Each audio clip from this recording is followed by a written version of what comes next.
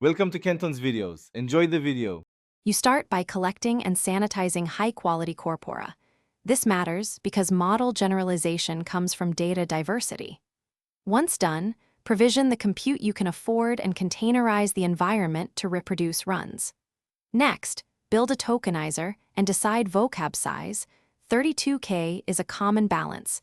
Then implement a streaming data loader so you avoid memory bottlenecks. Make the first short training pass to validate the end-to-end pipeline before scaling up. You now move into architecture and execution. Choose depth, width, and attention counts based on trade-offs between speed and capacity, and run a toy model to compare. Implement AtomW with a warm-up and decay learning rate schedule, enable mixed precision to save memory, and add gradient clipping to stabilize updates. Once configured, launch distributed training with synchronized gradient all-reduce, robust checkpointing, and logging so you can spot divergence early and iterate quickly.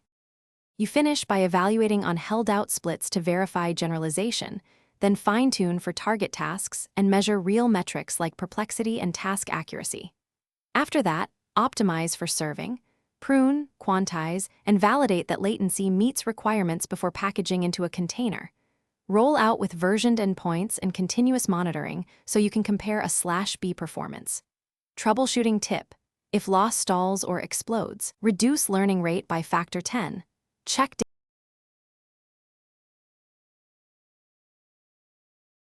Thanks for watching. Consider subscribing if we helped you.